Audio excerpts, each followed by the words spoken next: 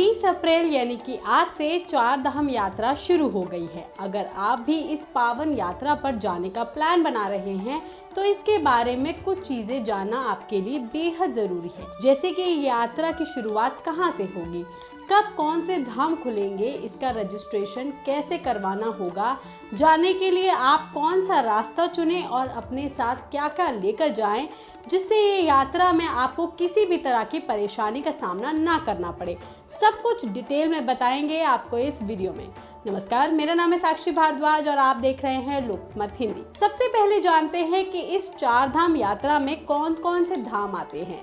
तो आपको बता दें कि इसमें देवभूमि उत्तराखंड में चार प्रमुख तीर्थ स्थल आते हैं, जिनमें पहला यमुनोत्री है, जहां यमुना नदी का उद्गम स्थल है। दूसरा गंगोत्री है, जहां से पवित्र गंगा नदी की शुरुआत मानी जाती है। तीसरा है केदारनाथ, जिसे भगवान शिव का अत्यंत पावन धाम माना जाता है। और चौथा है बद्रीनाथ, जिसे भगवान विष्णु को समर्पित एक प्रमुख तीर्थ स्थल माना जाता है। कहा जाता है कि इन चारों धामों की यात्रा एक साथ करने से मोक्ष की प्राप्ति होती है। तो अगर आप भी जाने का सोच रहे हैं तो सबसे पहले इन धामों के खुलने की तारीख जान लीजिए। 30 अप्रैल को यानी कि आज से चार धाम यात्रा शुरू हो रही है। इसी दिन से यमुनोत्री और गंगोत्री धाम के कपाट सुबह 10:30 बजे से श्रद्धालुओं के लिए खोल दिए गए हैं। फिर केदारनाथ धाम के कपाट 2 मई को सुबह 7 बजे और बद्रीनाथ धाम के कपाट 4 मई को खोले जाएंगे। आपको मोक्ष के लिए इसी क्रम में इन धामों की यात्रा करनी होगी। इस यात्रा की शुरुआत आपको हरिद्वार, ऋषिकेश या देहरादून से शुरू करनी होगी, क्योंकि यहीं से आपको आसानी से कोई भी साधन मिल जाते हैं। आप दूर से आ रहे हैं तो हरिद्वार रेलवे स्टेशन या फिर देहरादून रेलवे स्टेशन तक के लिए ट्रेन ले लीजिए। रेलवे स्टेशन पहुंचने के बाद आप हरिद्वार, ऋषिकेश या देहरादून से अपनी जेब के मुताबिक बस या कैब कुछ भी ले सकते हैं। इन्हीं के जरिए आप आगे पहाड़ों पर जा सकेंगे। बता दें, अपनी यात्रा शुरू करने से पहले आपको रजिस्ट्रेशन करवाना जरूरी है। या तो आप घर से ही निकलने से पहले चार धाम यात्रा की आधिकारिक वेबसाइट में ऑनलाइन रजिस्ट्रेशन करवा लीजिए, नहीं तो इसका ऑफलाइन रजिस्ट्रेशन भी होता है, जिसे आप हरिद्वार या ऋषिकेश से करा सकते हैं। फिर आप अपनी यात्रा शुरू कीजिए।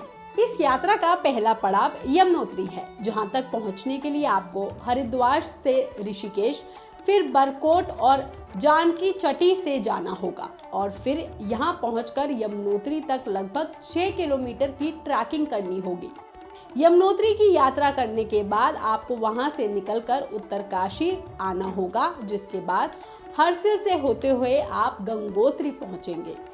यमुनोत्री और गंगोत्री के बाद अब आप केदारनाथ की तरफ चलेंगे। केदारनाथ पहुंचने के लिए आपको गंगोत्री से निकलकर घानसाली जाना होगा।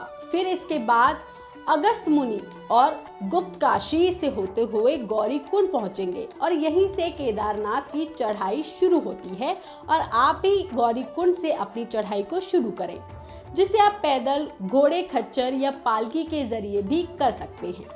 इसके बाद आप जाएंगे बद्रीनाथ के लिए। इसके लिए आप केदारनाथ से निकलकर चमोली, गोपेश्वर और गोविंद घाट का रास्ता लें, क्योंकि इसका अगला स्टॉप बद्रीनाथ होगा। चारों धामों के दर्शन करने के बाद बद्रीनाथ से आप जोशीमठ होते हुए ऋषिकेश और हरिद्वार पहुंच जाएंगे। इस पूरी यात्रा को करने में आपको कम से कम 10 से 14 दिन लग सकते हैं और इसका पूरा खर्चा इस बात पर निर्भर करता है कि आप किस तरह की यात्रा कर रहे हैं। अमूमन सबसे कम से कम में 10,000 से लेकर के 30,000 तक की ये यात्रा होती है। वहीं आपको बता दें कि यमुनोत्री और गंगोत्री धाम मंदिर सुबह लगभग 6:15 पर खुल जाता है और रात 9:30 बजे के बाद आप यहाँ दर्शन नहीं कर सकते।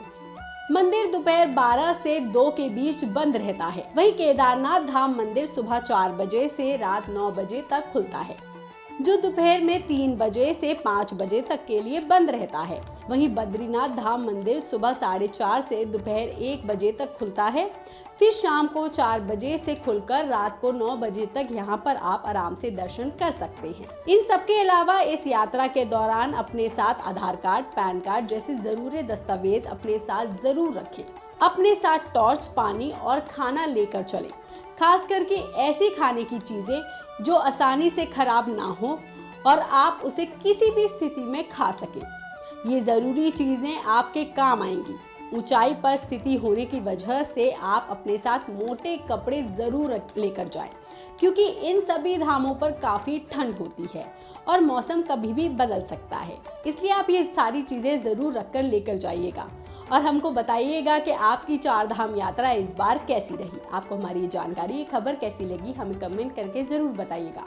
बाकी तमाम खबरों के लिए आप देखते रहिए लोकमत हिंदी।